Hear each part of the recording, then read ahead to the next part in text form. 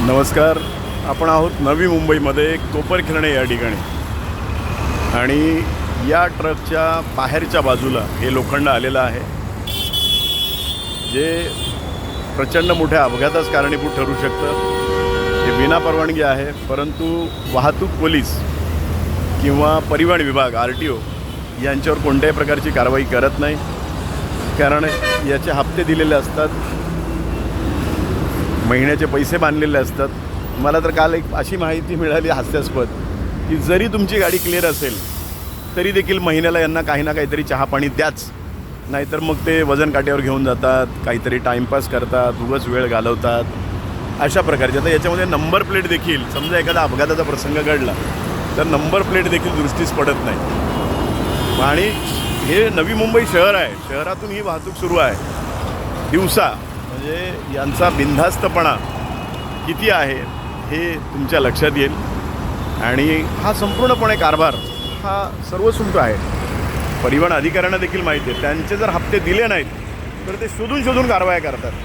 म्हणजे त्यांना माहिती आहे की कोणती गाडी अवजड वाहतूक करते, म्हणजे ओव्हरलोड, माफ करा, अवजड नाही, ओव्हरलोड वाहतूक करते याची कल्पना त्यांना पूर्ण आहे. कोणता ट्रान्सपोर्टवाला आहे, आणि जो ट्रान्सपोर्टवाला यांना चहा पाणी देणार नाही त्याच्या गाड्यांना बाजूला घेऊन दंडात्मक कारवाई करणे किंवा वेळ काढूपणा करणे, अशा प्रकारचे सर्रास कारभार विशेषतः पनवेल RTO आणि पेन RTO या भागामध्ये मोठ्या प्रमाणामध्ये आपल्याला पाहायला मिळते.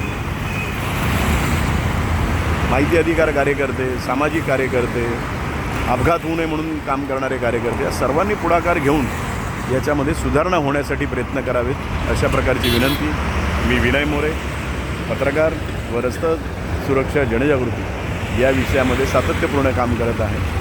विशेषतः अनेक नागरिकांना मला आव्हान करायचं आहे की खड्ड्यांविषयी आपण FIR दाखल करा.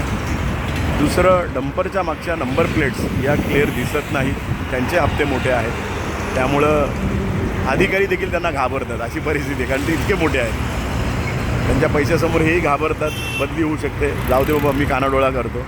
परंतु त्या दुर्दैव असं आहे की अपघातामधील व्यक्तीला त्या ठिकाणी नंबर नोटिंग न झाल्यामुळे त्याला बिचारायला इन्शुरन्स मिळत नाही, त्याला मेडिकलचा खर्च मिळत नाही. हे मिळावा ही फक्त आमची भावना आहे. कोणाचा हप्ता मिळू नये ही आमची बिलकुलसुद्धा भावना नाही, कारण ते हप्ते तुम्ही घेणारच कुठल्या ना कुठल्या मार्गाने. म्हटलं ना, गाडी क्लिअर असली तरी हप्ते घेतात, त्यामुळं त्याला काही आमचा विरोध नाही. परंतु नागरिकांना किमान अपघात झाल्यानंतर त्याला मेडिकलचा खर्च इन्शुरन्सच्या माध्यमातून मिळावा, याकरता त्या नंबर प्लेट स्वच्छ असाव्यात, एवढी साधी सरळ अपेक्षा आहे. तर कृपया यावरती विचार व्हावा ही विनंती. आणि हा विचार नागरिकांनी करावा, तसाच अधिकाऱ्यांनी देखील करावा, कारण रस्त्यावरती अधिकाऱ्यांची माणसं काही वेगळ्या रस्त्याने चालत नाहीत किंवा मंत्र्यांची, ती पण याच रस्त्याने चालतात. त्यामुळे याच्यामध्ये कधीतरी तुमचा नातेवाईक देखील अपघातामध्ये मृत्युमुखी पडू शकतो किंवा जखमी होऊ शकतो. आता ही स्वच्छ मनाने भावना व्यक्त करायची तर असं वाटतं की खरोखर मृत्युमुखी पडावा किंवा अपघात त्याचा व्हावा. चला, माझी बस आली, मी निघतो.